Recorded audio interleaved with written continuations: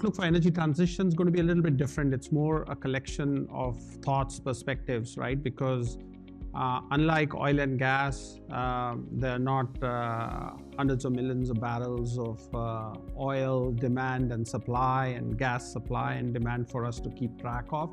It's a fragmented market. There's a lot of stuff that's happening.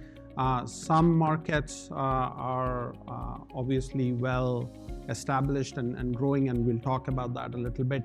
But some markets are super nascent, and we are trying to read the tea leaves there to see what is happening in these markets. But as I said earlier this morning, we do a ton of work in the energy transition space. And so through this work, right, we try to keep track of some of these markets to learn what's happening in the space. Same format as our outlook, 6 key messages. Number one is not very intuitive, it's intuitive, not a blinding insight, but it's been a challenging year for energy transition this past year. Second, but the devil's in the details. So when you look at the data, right, what it tells you is that there are some bright spots. Solar has been a bright spot. Energy storage has been a bright spot. Third, if you look at paradigms to decarbonize the world, right, there are multiple strategies, right?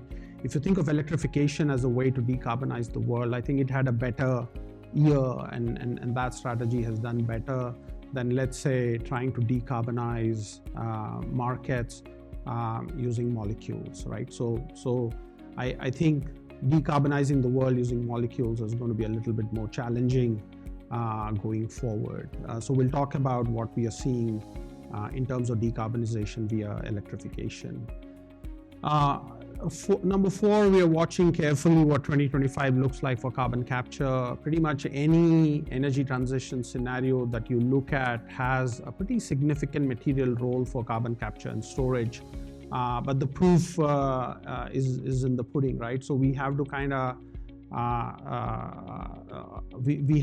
of see what some of these projects will look like. It's not that we haven't done carbon capture so far, but a lot of carbon capture projects have not been as successful operationally as initially planned, right? So we are eagerly watching the projects that will take FID in 2025.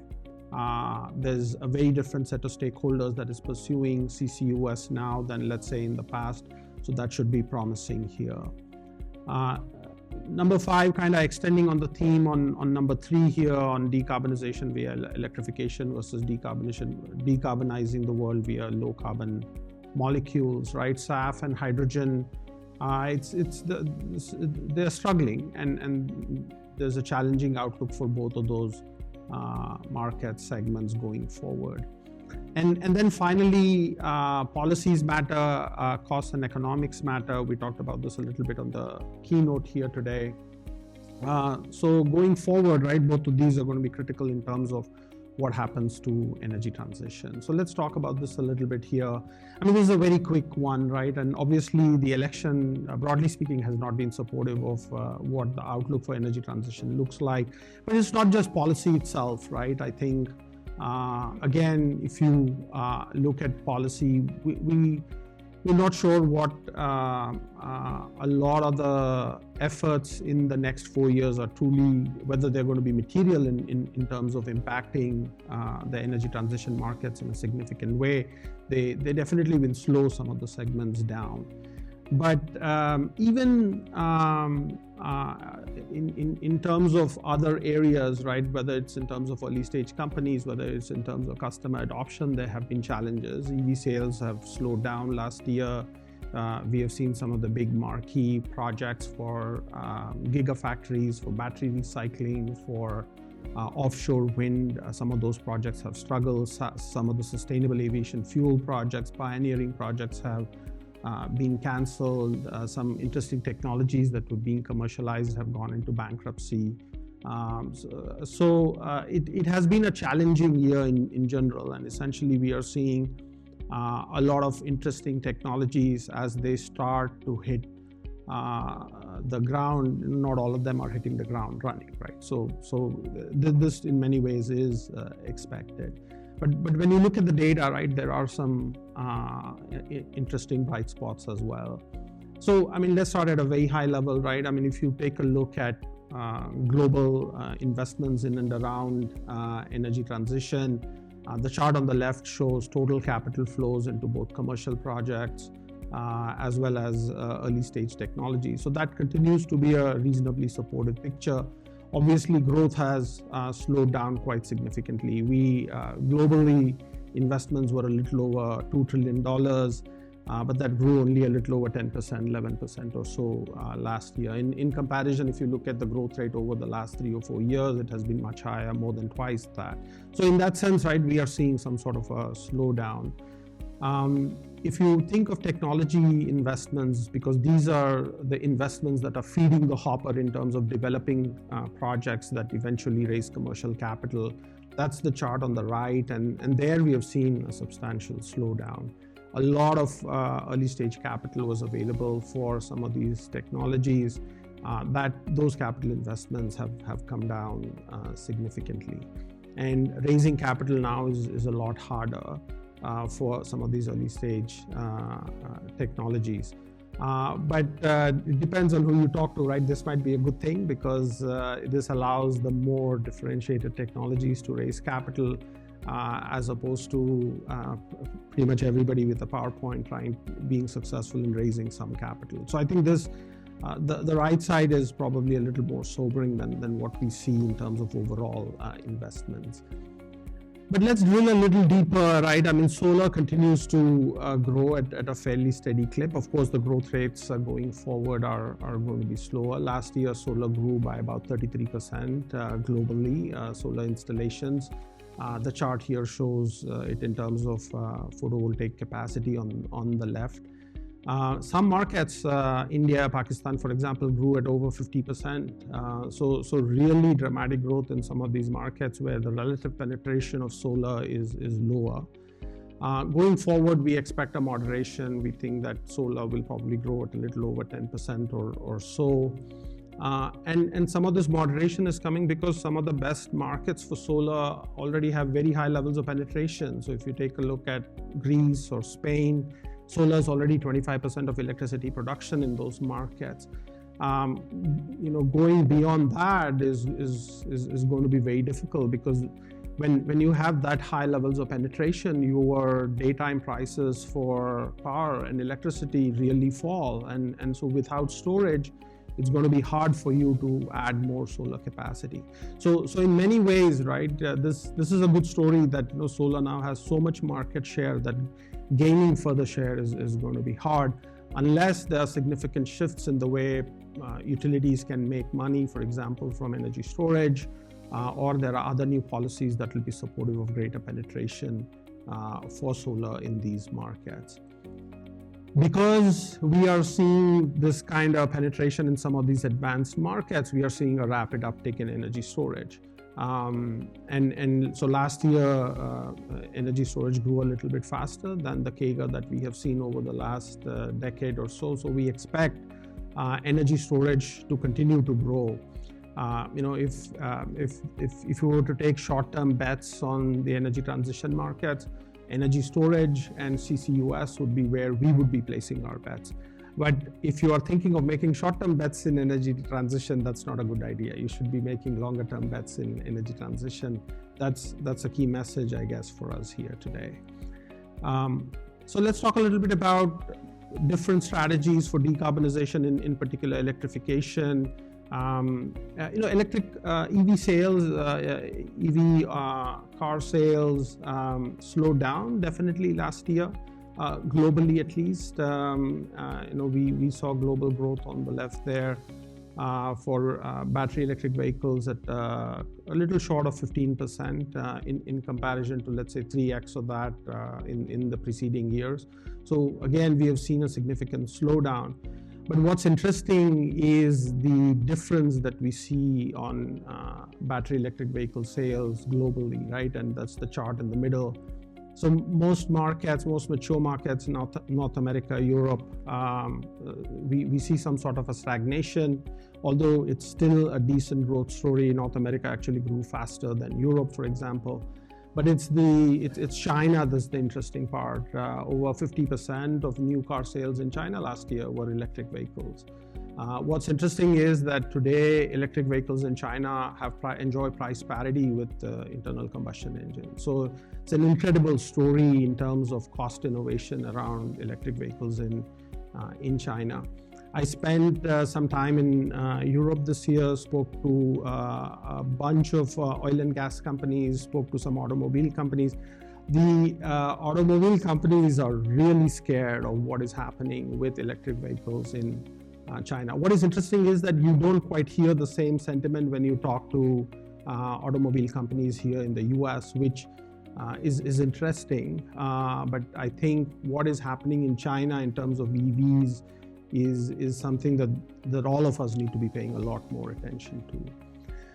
In comparison, if you take a look at pricing for electric vehicles in Europe and in North America, there's still roughly a 40% difference here in the US and broadly North America, and in Europe that difference is much higher, 75%, which is why Europe has the kinds of tariffs around electric vehicles coming in from China into Europe. If you talk to consumers who are using electric vehicles from China, and you ask the same consumers what they think of their experience, let's say driving a Tesla, there's not a big difference there. So this argument that suddenly Chinese EVs are somewhat inferior in terms of quality or performance relative to some of the brands that we think of as best in class is no longer true, right? So this is a space that's going to have a pretty big impact in terms of in terms of decarbonization. We are already seeing this have a material impact, for example, in gasoline sales in Asia. Gasoline sales have slowed much faster in Asia in the last couple of years than they have historically. Gasoline demand is still growing, but we are seeing a pretty significant slowdown, and we talked about this a little bit yesterday in our oil and gas outlook. Energy efficiency, especially in markets where energy prices are high, Europe's a great example, is growing very rapidly. We have been publishing a white paper on energy efficiency occasionally for the last 15 years. Every couple of years we do that. Usually it's a summer intern who comes and works on this project, because energy efficiency is one of my areas of personal interest. So if you go to our blog, you'll find those papers there. And every year we see energy efficiency growing at a couple percentage points or so globally. But because of what has happened in Europe over the last couple of years with the Russia-Ukraine conflict, actually Europe was able to reduce its gas consumption by about 10% or so in the last couple of years. And because prices are high, because there's a lot of uncertainty over the long-term outlook or the short-term outlook even for energy prices, or because energy consumption is high in absolute numbers, there's been a significant investment in energy efficiency in Europe, and that market today is growing much higher, and we expect that to grow much faster, almost 2 to 3x of what we have seen historically. Broadly speaking, I think the role of energy efficiency is underestimated across the world, right? When we do energy transition scenarios, and we see even if we model even minor improvements in energy efficiency improvements in our energy long-term energy outlooks, we see a very big impact on oil and gas demand. If that happens, the world's not going to consume as much oil and gas as we think in a business as usual scenario in the future, and that could have a pretty significant impact. Of course, the big issue with a lot of energy efficiency improvements is that there's a capital investment that has to be made by the consumer, and that is why you see varying levels of adoption around energy efficiency globally. If you look at electrification in the industrial sector, a few years ago we did a piece of work for a company that was developing small-scale hydrogen generation technology, and we identified a number of market segments where they could potentially commercialize the technology. And the chart on the left shows those market segments, and the steel industry was one where we were very optimistic about the technology. But if you look at how the steel industry has actually adopted hydrogen, it's very different. They are adopting it in stages. In fact, a lot of the recent investments that the steel industry has made in decarbonization have been in electric arc furnaces. So the chart on the top on the right is what is the share of electric arc furnaces in steel making today, and it's a small number. It's about a little over 30%, and it's growing very slowly. But the chart on the bottom bottom right is the share of electric arc furnaces in new investments that are being made by the steel industry, and you'll see that that's roughly pretty much all of it, right? So pretty much any new furnace that a steel industry is investing in is an electric furnace. Now, what is interesting is that over time, these electric furnaces, there's a lot of optionality with these electric arc furnaces. You can over time integrate hydrogen and in the DRI step and make a completely decarbonized, pretty much virtually completely decarbonized from these processes. But they are not plumbing for those hydrogen investments today. So Charles talked a little bit about Utility Global potentially being successful there in the near future. So we'll probably talk a little bit more about that later this afternoon, because Nigel McMillan from Utility Global is going to be here. So that'll be an interesting discussion. But right now, the investments that we are seeing coming out of the steel industry are more on electrifying their furnace operations as opposed to investing and taking it all the way forward to the use of hydrogen. If you look at demand drivers for electricity, broadly speaking, we expect power generation, electricity demand to rise much faster than we have in the last, for many years, both in Europe and in the US. Historical electricity demand growth has been about 1% or so in the US.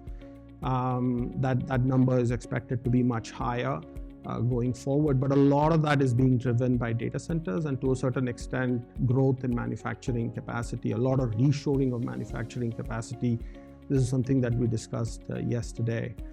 Now, if you take the same demand growth in Europe, for example, and try to understand what is driving that demand growth, it's a much more fragmented stack, and that tells you that there are broader drivers for electricity demand in Europe than they are in the US, and that kind of shows that, you know, electrification as a decarbonization strategy seems to be gaining adoption much faster relative to other approaches to decarbonizing, various parts of the world.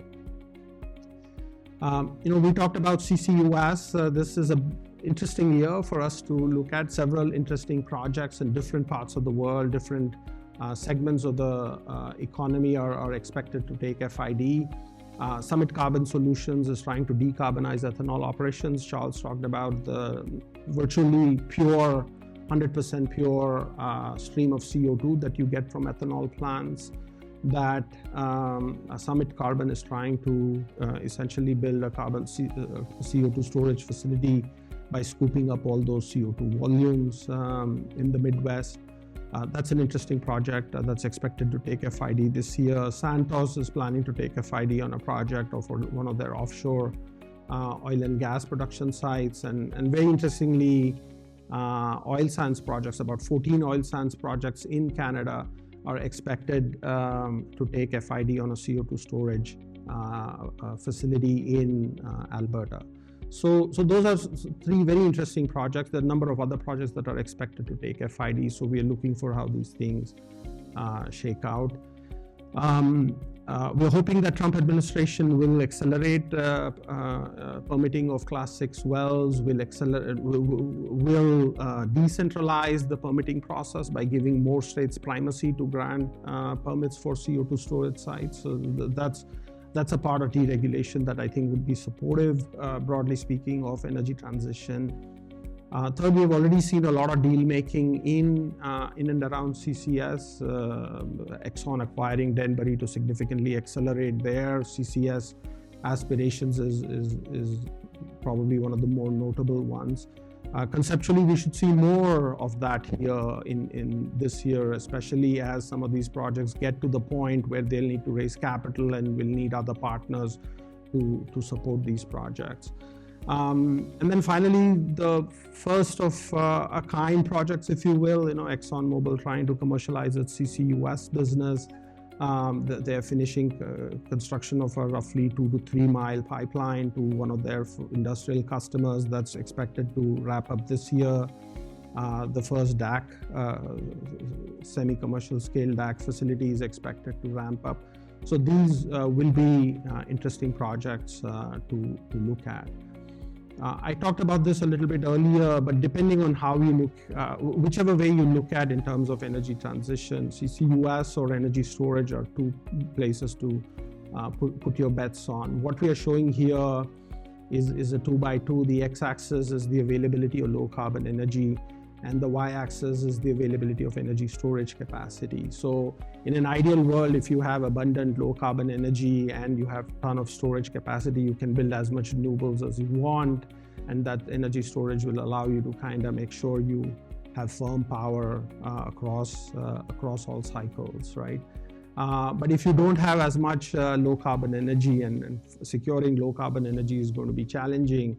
But let's say you have a ton of energy storage capacity. Conceptually, you can invest in blue and green hydrogen projects, maybe more blue hydrogen projects, because for green hydrogen you still need renewable power, but you still need energy storage in that case. But if you're pessimistic, or if you're realistic and you say that no, the world will evolve in a more of a incremental fashion and we're going to rely on fossil fuels, then CCS becomes fairly critical.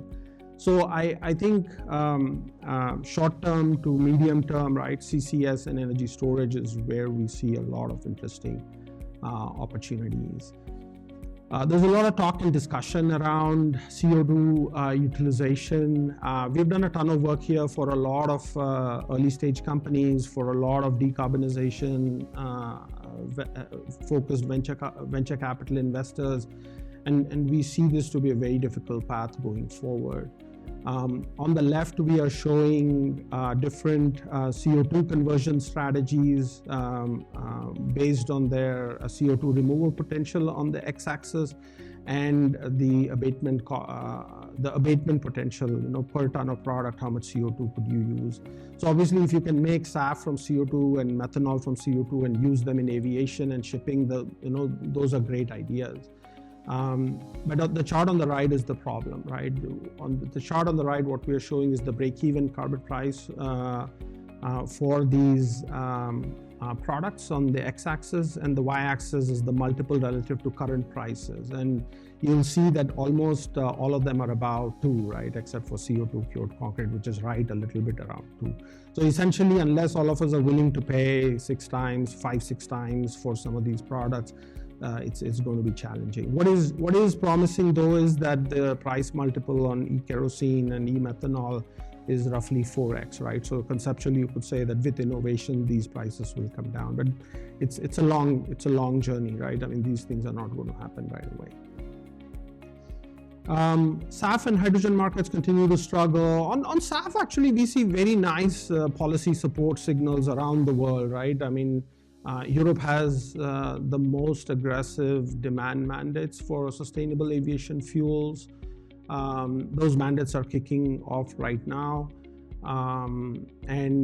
this year, I mean, and so we think that a lot of SAF demand should be driven by that.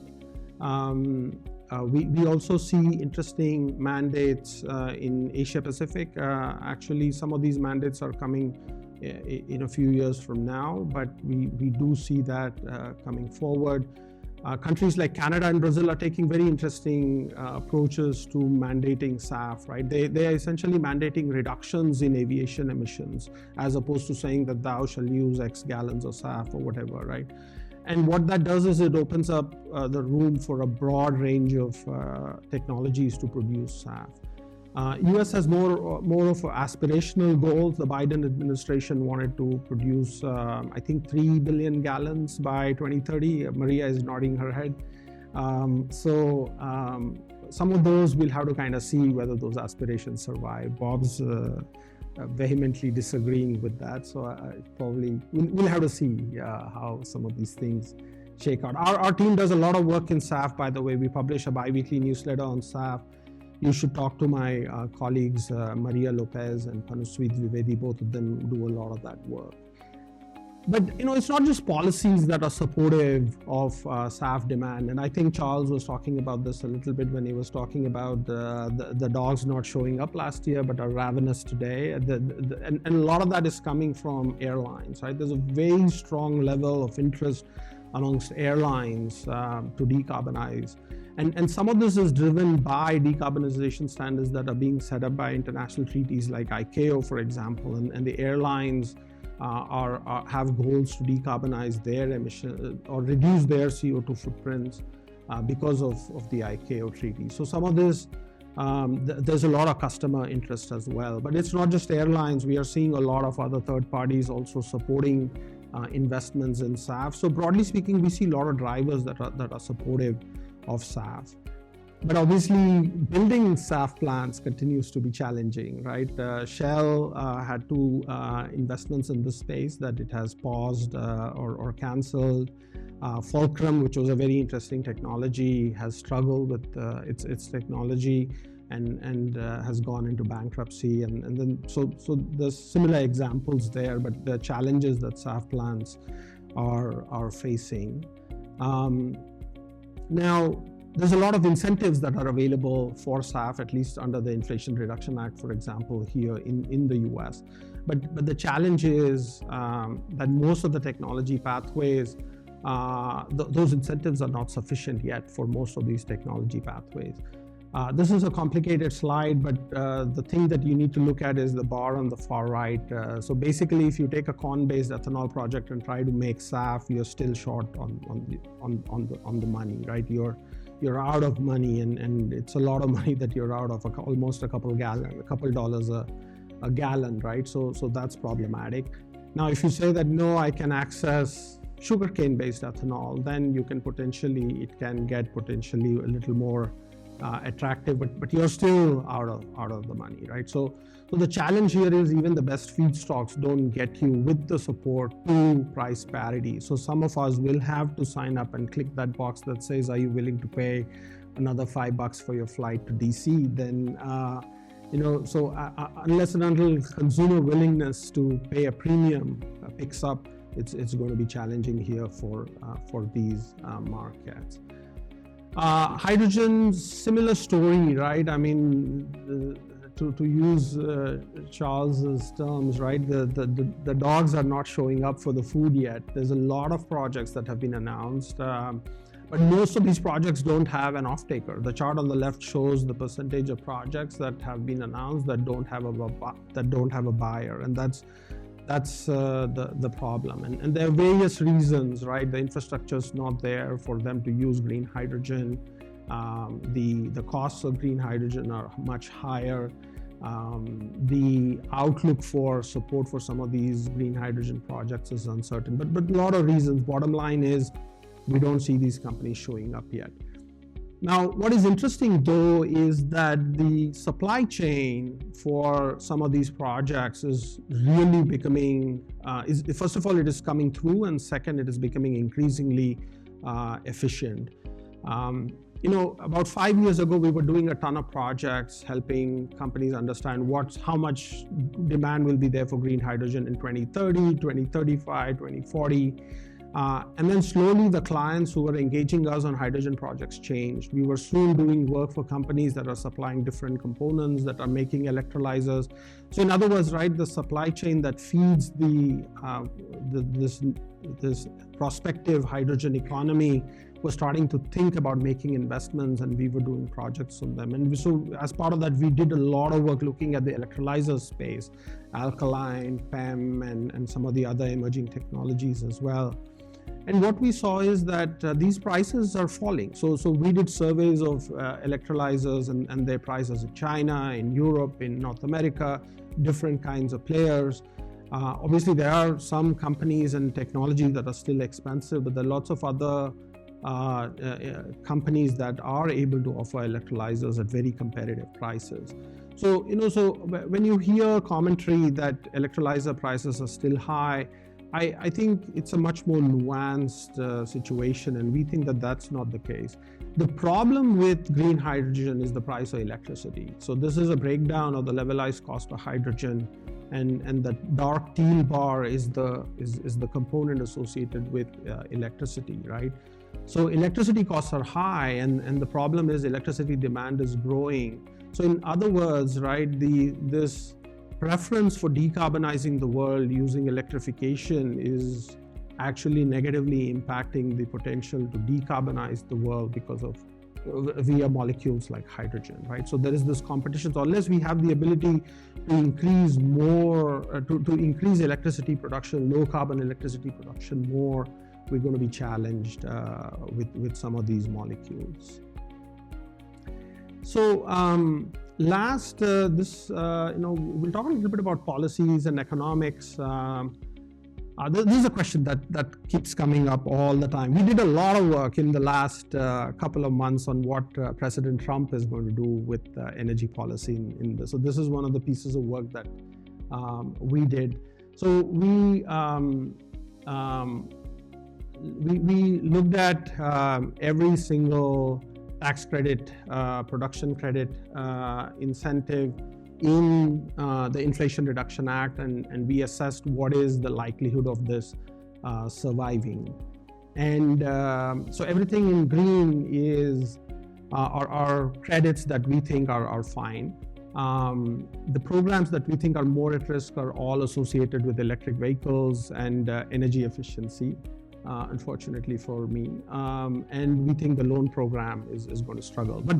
But the interesting thing was that we had Dan Carlson from Montana Renewables here yesterday, and prior to the panel, I asked him if it was okay to ask him about what's going to happen with their loan guarantee. They secured a $1.4 billion loan guarantee for their expansion of the SAF, of the renewable diesel and SAF plant, and he said that they are going to get the money. So and he was fairly comfortable with that, and he said it was okay to ask a question on the panel as well. So I think Panusvi asked him that question yesterday, and he said that the loan, that they feel fairly confident that they're going to get the loan guarantee. So I think commitments that have been made through the Biden administration, we are hearing mixed signals, but we obviously think that some of that maybe stuff going forward is probably at risk. But broadly speaking, right, repealing the IRA will require congressional work, right? I mean, it'll have to go through Congress. Congress has other priorities. I think their primary focus will be extending the TCJA, the Tax Cuts and Jobs Act. So we think that they are not going to spend a lot of calories on repealing IRA. Bottom line, we think IRA is going to survive. Now, some other incentives might slow down. Some of the incentives might be tweaked through the rulemaking process. But overall, we think that support for IRA will continue in some fashion. But policy is important, right? Because that is how you retain and extend your comparative advantage. That seems to be a difficult concept to sell in a world where we are levying tariffs and trying to understand counter-retaliatory tariffs all over the board. But every country has a comparative advantage. In the US, it's natural gas. China, it is critical minerals, it is the manufacturing capabilities. And you need to develop policies that strengthen your comparative advantage. You don't need to develop policies to do and build capabilities in areas that where you don't have an intrinsic advantage. So if you look at China, right, I mean, they have all these critical minerals. The chart on the left, the light teal is the critical the access to critical minerals that China has, and so essentially they have been incentivizing the development of battery manufacturing capacity, which is the chart on the right. You see huge battery capacity investments in China. Similarly, you see a lot of capacity investments in other clean tech technologies. In comparison, right, the US struggles. The critical minerals and access to that is not a comparative advantage for the US.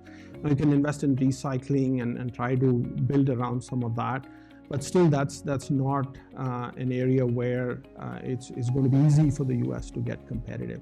So how do you design policies that leverage your comparative advantages is going to be critical, right, going forward. Another reason why you have to think about comparative advantages is just value chains, right? At the end of the day, in any market, value tends to flow and concentrate towards the resource owner. So that's why upstream companies make a lot more money than refining companies here in the US, because they own the resource. It's going to be the same in battery manufacturing or energy storage, for example. This shows gross margins for different parts of the battery value chain, and the gross margins are much higher on the far left because that's the upstream part that owns access to critical minerals. So in other words, right, even if you make rapid, dramatic investments in, let's say, battery manufacturing, you are still going to be ceding a lot of gross margin to companies and countries that own the critical minerals. So that's another factor that should inform rational policy making. Finally, there's just a lot of overcapacity in the supply chain. We see this in solar and we see this in energy storage as well. What we are showing here is, on the left, we are showing prices for solar modules. They have been falling. On the right, we are showing what is the capacity for different parts of the solar manufacturing value chain. So we have polysilicon, from which you make wafers, from which you make cells, and then eventually modules. And you'll see that red line on the right, that is the capacity in 2025. Sorry, that was demand in 2025, right? So you'll see that for some of these segments, we are almost twice the capacity, right? So this is going to be problematic because we are going to see companies essentially go out of business. There'll be rationalization. So the next 10 years or so, it's going to be a challenging time where economics and your ability to produce some of these components competitively is going to be severely stress tested. We see this in solar. We also see a similar picture in the energy storage space, where again, if you look at the yellow bars, that's capacity for each of the components: battery cells, cathode active materials, anode active materials, and then lithium chemicals. You have far more capacity than demand. So again, we're going to see a similar story. A lot of businesses are going to be stressed here in the next few years. So with that, I'll wrap it up here, see if there are some questions. Otherwise, we'll go into the break, I guess, after this.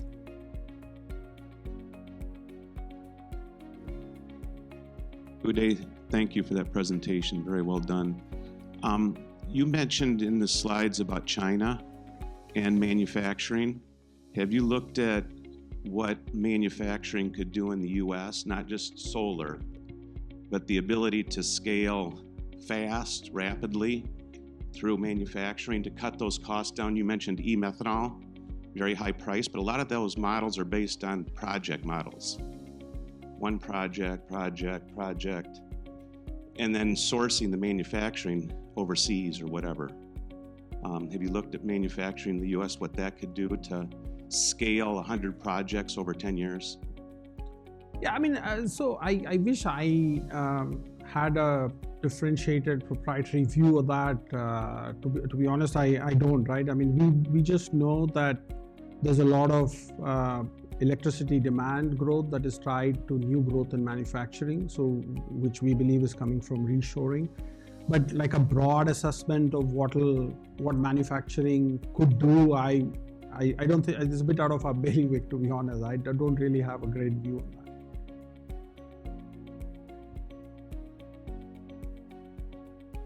Uday, you know I love you, and we share one of our degrees. So I have to challenge you on one of your points about EV prices in China. Some might argue that that is the result of a massive price war between a large number of suppliers who are oversupplying the market and driving their margins sometimes negative and hurting their suppliers, and so it's probably unsustainable. But my question is about your slide on critical materials, and I'm curious if when you draw the box around the critical materials, China and US, if you're drawing the box around what's available within the borders of China and the US, yeah, or if you're actually including their relationships, places like Africa, Australia, etc. So that particular chart, we're just looking at what is the capacity or access to reserves in China, not stuff that they're sourcing. But Steve, I think you make a good point, right? The fact is that there is excess capacity for energy storage, for battery manufacturing in China. There's excess capacity for PV solar modules in China. So obviously there's, somewhere I didn't talk about it, but last year was the lowest price per module that was out there for solar, right? So because of overcapacity, these prices have been coming down, which is why you also see some stimulation of demand, but you also see difficult times for some of these companies, right? So, but I think some of that will take time to kind of rationalize out.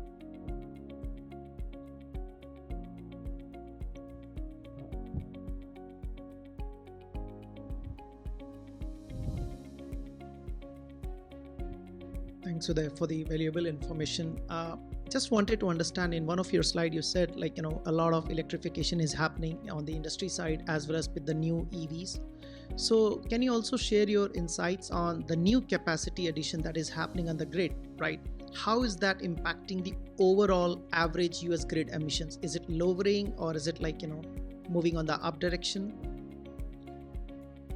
I would say that broadly speaking, the grid, the carbon intensity of the grid is declining. I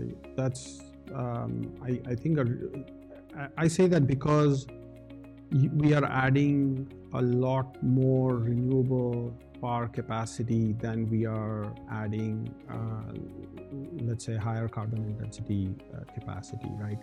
At least I'm talking about in the US, right? Maybe globally it's a more mixed picture, right?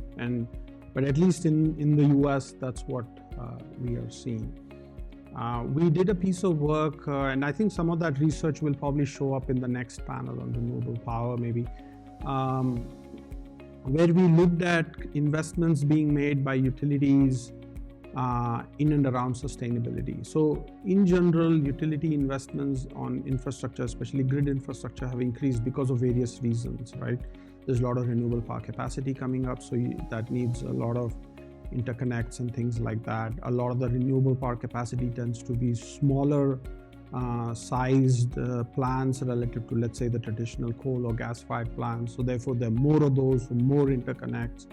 And then there are resilience and redundancy issues that the grids are always addressing. And what we saw is that there's the share of sustainability related investments in the grid is rising every year. So I would imagine that, broadly speaking, that we are decarbonizing. I won't say decarbonizing, but maybe we are reducing the carbon intensity of the grid every year. That's a good question, though. We should know the answer, not at the top of our heads.